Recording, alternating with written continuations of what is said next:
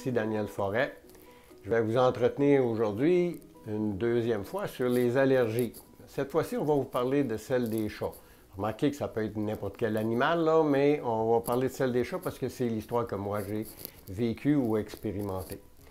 Alors, dans les allergies des chats, moi j'ai été acupuncteur pendant une bonne période de ma vie, 23 ans exactement.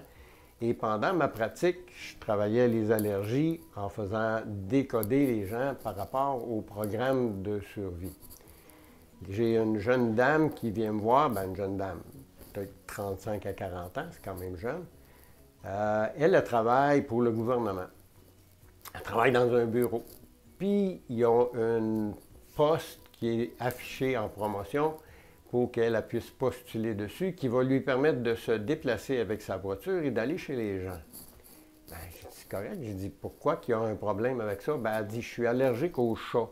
Elle dit, si je me déplace voir des clients, elle dit, j'ai aucune idée quand est-ce que je vais ouvrir la porte puis qu'il va y avoir présence d'un chat ou l'odeur. Elle dit, juste l'odeur, elle dit, je fais un choc anaphylactique. Elle dit, moi, ça me traumatise. Elle dit, je veux le poste.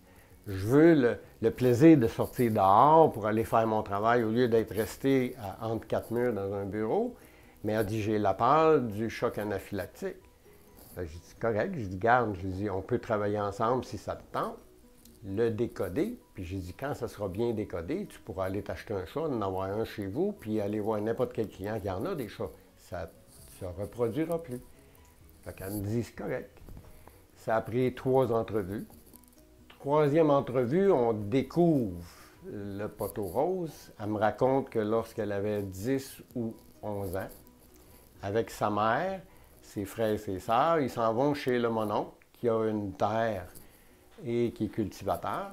Puis lui aussi, il a des enfants. Fait que là, en arrivant là-bas, à part elle avec les cousins et cousines, ils s'en vont dans la grange.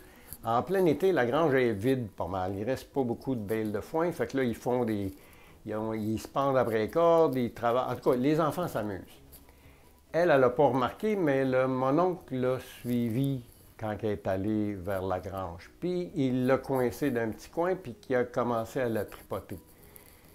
Fait qu'elle se débat du mieux qu'elle peut, mais mon oncle a un petit peu le dessus, hein? Elle a rien qu'11 ans.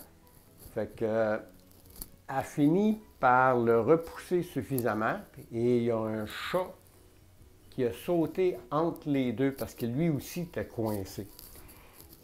Et mon oncle l'a lâché, a réussi à sortir de là, elle est courue en dedans dans la maison, elle est allée dire à sa mère, « Maman, mon oncle il me fait des affaires pas correctes, etc. » Puis sa mère l'a regardé, puis elle l'a traité de menteuse, « Mon frère ne ferait jamais ça, etc. » Elle n'a pas été bien accueillie. Et pour oublier cet incident-là, son cerveau a inscrit le programme de chat. À chaque fois qu'elle voit un chat, elle n'est pas capable de se souvenir que mon oncle l'a agressé ou tripoté, peu importe le mot que vous utilisez. Alors, le programme ou l'allergie au chat, dès cette journée-là, a arrêté. J'ai dit, tu vas en flatter un avant d'en acheter un. Puis j'ai dit, tu vas voir si le programme est complet. Si c'est réparé, elle est allée en flatter un, elle est revenue la semaine suivante, elle me dit, j'ai pas eu de réaction. J'ai dit, tu peux t'en acheter un. Et effectivement, elle a postulé pour le poste, elle a eu sa promotion et ça lui a permis à elle d'avoir ce qu'elle désirait, un travail, qu'elle pouvait se déplacer à l'extérieur et d'avoir un chat pour elle, parce qu'elle n'en avait jamais eu.